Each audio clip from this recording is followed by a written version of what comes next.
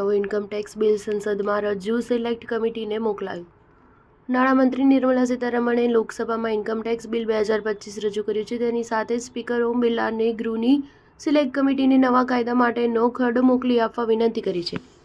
જો કે આ બિલ રજૂ કરવામાં આવ્યું ત્યારે વિરોધ પક્ષના નેતાઓએ બિલનો વિરોધ કર્યો હતો, પરંતુ ત્યારબાદ મૌખિક મતદાન લેવાયું ત્યારે બિલ રજૂ કરવાની મૌખિક મંજૂરી આપી હતી. સિલેક્ટ કમિટીના સભ્યો સંસદના નવા સત્રના પહેલા જ દિવસે સૂચિત બિલ અંગેનો તેમનો અભિપ્રાય રજૂ કરી દેશે. નવો આવકવેરા ધારો તૈયાર કરવા માટે સૂચિત પેનલની રચના કરવા પણ સ્પીકરને જણાવાયું હતું. આ બિલને રજૂ કરવામાં આવ્યું ત્યારે વિપક્ષના કેટલાક સાંસદોએ તેનો વિરોધ કર્યો હતો. આ બિલ રજૂ કરવામાં આવ્યું ત્યારે તેનો વિરોધ કરતા કોંગ્રેસી નેતા મનીષ તિવારીએ અને રિવોલ્યુશનરી સોશિયાલિસ્ટના પાર્ટીના એન.કે. પ્રેમચંદ્રને ખરડામાં જૂના કાયદા કરતાં વધુ કલમો હોવાના કરેલા દાવાને ફગાવી દીધો હતો. કોંગ્રેસની અને રિવોલ્યુશનરી સોશિયાલિસ્ટ પાર્ટીએ કાયદાની કલમની સંખ્યા અંગે કરેલો દાવો સદંતર ખોટો પુરવાર થયો છે. આવકવેરાના 1961 કાયદામાં 819 કલમો છે, તેની સામે નવા કાયદામાં માત્ર 536 કલમો છે. આવકવેરાના નવા કાયદા માટેના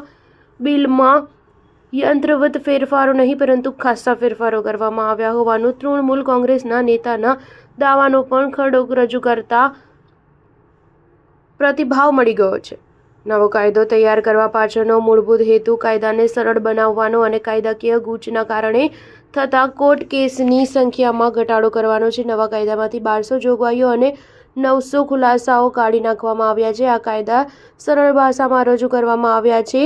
ટીડીએસ અને ટીસીએસની જોગવાઈઓમાં ફેરફાર કરવામાં આવ્યા છે. કાયદાની ભાષાની આંટીઘૂંટીઓને ખેડૂતોના વિવાદ ઘણા થાય છે. સ્ટાર ન્યૂઝ 7 હંમેશા સચ્ચાઈની સાથે.